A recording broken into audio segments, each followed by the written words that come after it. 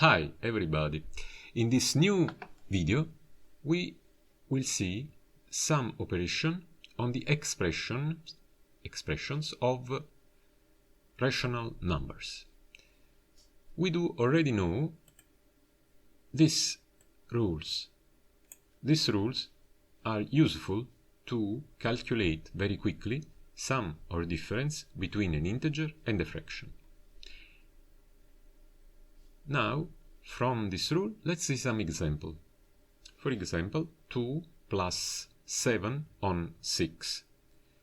The rule we have to use is this one, m plus p on n. What do we obtain? We obtain n times m plus p on n. Here, m is 2, n is 6, p is 7.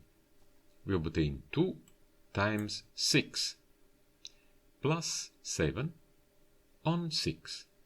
2 times 6 is 12 plus 7 on 6. We obtain 19 on 6. Let's see another example. 2 plus 13 on 8. We remember we have to multiply these 2 and 8, we have to multiply them, it's here, and add this other number, 13. We obtain 2 times 8 plus 13 on 8. 2 times 8 is 16 plus 13 on 8. 16 plus 13 is 29 on 8. Last example. 2 on 5 plus 3. 2 plus 3 times 5 on 5. 2 plus 3 times 5 is 15 on 5. 2 plus 15 is 17 on 5. Now we can see some other rules, very important too. This rule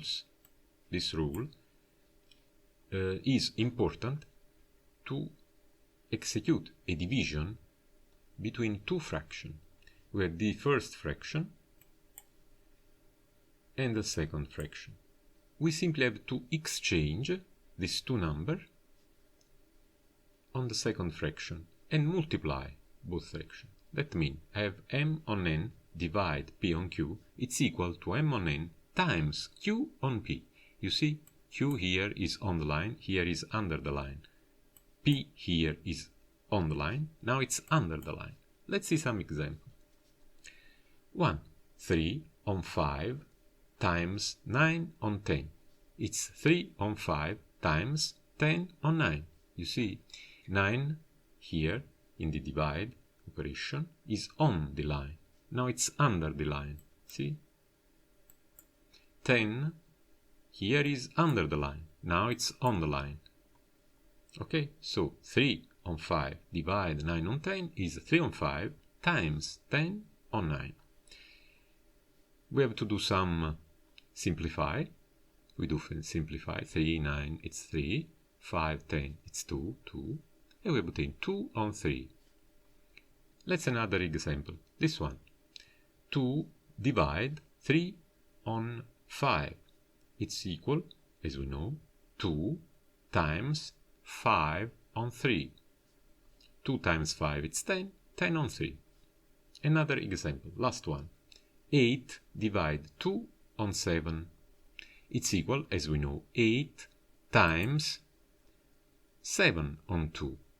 We can simplify. 8 divide 2, it's 4. 4 times 7, it's 28. Let's do something more challenging. A nice expression. You see, we apply our rules.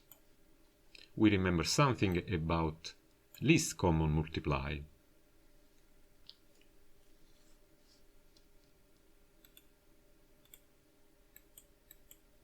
Let's go on with our expression. We know 1 plus 13 on 8 is equal to 1 times 8 plus 13. Here, inside this parenthesis, we have 2 minus 7 on 6, but it is equal to 2 times 6 minus 7 on 6. Here, inside this parenthesis, we simply have to do least common multiply. Between 5 and 20, it's 20. 20 divide 5, it's 4. We have to multiply 13. 4 times 13 minus 20 divided 20, it's 1. So we write here 17. On 20, divide 1 on 4 plus 5 on 8. Least common multiply between 4 and 8 is 8. 8 divide 4, it's 2. We obtain 2 times 1. 8 divide 8 is 1, so we obtain here 5. Let's do some calculation. 8 times 1, it's 8. 2 times 6, it's 12. 4 times 13, it's 52. And here 2 times 1, it's 2. The equation is unchanged in the remaining parts. More calculation. 8 plus 13. 8 plus 3, it's 11. 1, I remember. 1 plus 1, it's 2. 21. 21 on 8, divide 12 minus 7, it's 5. 5 on 6. Here we obtain 21 on 8, divide 5 on 6. We know how to do this one. Let's look at this other parenthesis. 52 minus 17, it's 35 on 20.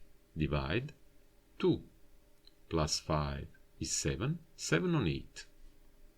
We know we have to exchange, make the inverse of this fraction, and we obtain the equivalence of 21 on 8 divide 5 on 6.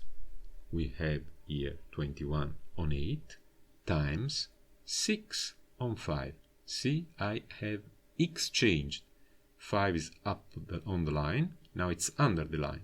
6 is under the line, now it's on the line. We can do some simplify.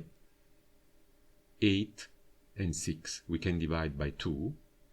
8 divided 2 is 4. 6 divided 2 is 3.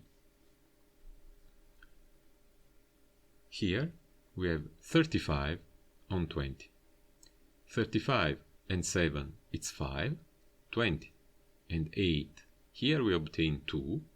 Here we obtain 5. We divide 20 by 4 and we obtain 5. We divide 8 by 4, we obtain 2. But here we have 5 on 5, so we can simplify again. This fraction, this whole fraction, is 1. Here we obtain only 2, so we obtain, let's do some calculation, 21 times 3, it's 63.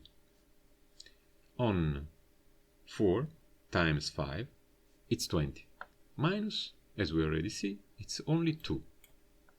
And we write down 2. Now we use again our rule, in this case. 63 minus 20 times 2 on 20. 63 minus 2 times 20, it's 40 on 20.